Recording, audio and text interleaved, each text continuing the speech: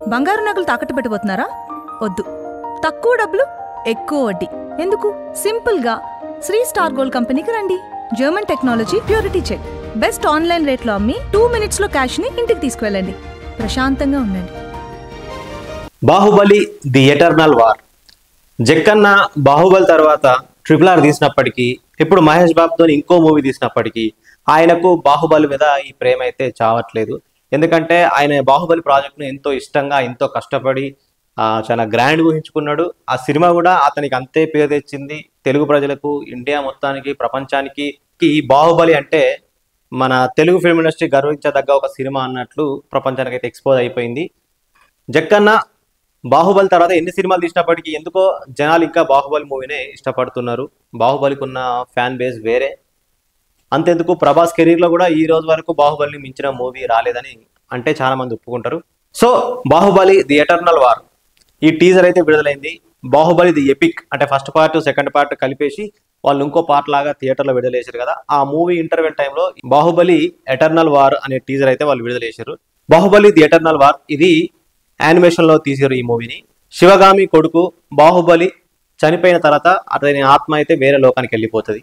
అలా వెళ్ళిపోయినప్పుడు అతను విషాసురుడు అనే ఒక రాక్షసుడు బాహుబలిని పాతాళ లోకానికి తీసుకెళ్తాడు. ఇంద్రుడు వచ్చేసి బాహుబలికి శిక్ష పడాలి, నాతో పంపించు అంటాడు. అప్పుడు ఆ విషాసురుడు ఇంద్రునితో ఫైట్ చేస్తాడు, బాహుబలి నాతోనే ఉంటాడు అని చెప్పేసి. వీళ్ళిద్దరు ఇట్లా ఫైట్ చేసుకుంటా అంటే బాహుబలి గాల్లో ఎగిరే రథంలో ఇంకో లోకానికి అయితే వెళ్ళిపోతారు అనమాట. సో అప్పుడు ఒక వాయిస్ ఓవర్ వినొస్తుంది మనకు. అప్పుడు మనకు ఒక వాయిస్ ఓవర్ వినబడుతుంది. 14 లోకాల మనుగడ ఒకే ఒక మానవుడి చేతిలో వినబడుతుంది.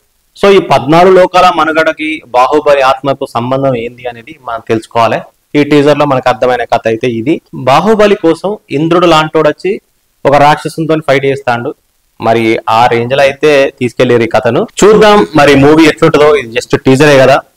చాలా మంది యానిమేషన్ బాగుంది, క్వాలిటీ బాగుంది అంటున్నారు, కానీ నాకైతే యానిమేషన్ స్టైల్ అయితే నచ్చలేదు అన్నమాట. జక్కన్న గారు ఒక ఇంటర్వ్యూలో ఏమన్నాడంటే, ఇంత ముందు కంటే బాహుబలి యానిమేటెడ్ సిరీస్ కంటే ఈ సిరీస్ బాగుంది, ఇందులో యానిమేషన్ క్వాలిటీ బాగుంది అన్నాడు. కానీ బాహుబలికి ఇంత ముందు ఒక యానిమేటెడ్ సిరీస్ వచ్చింది, దానికంటే ఈ సిరీస్ లో యానిమేషన్ క్వాలిటీ బాగుందని జక్కన్న గారు అయితే అన్నారు. నేను ఈ టీజర్ అయితే చూసిన eternal war.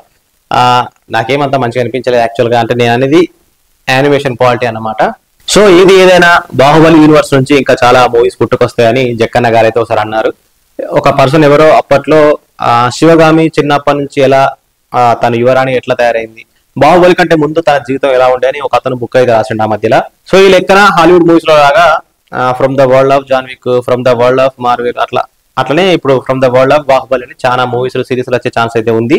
Baahubali the eternal war return and directed by Ishan Shukla Baahubali గురించి ఒక స్టోరీ లైన్ అనుకొని కంటిన్యూషన్ రాజమౌళి గారికి అయితే చెప్పిండు.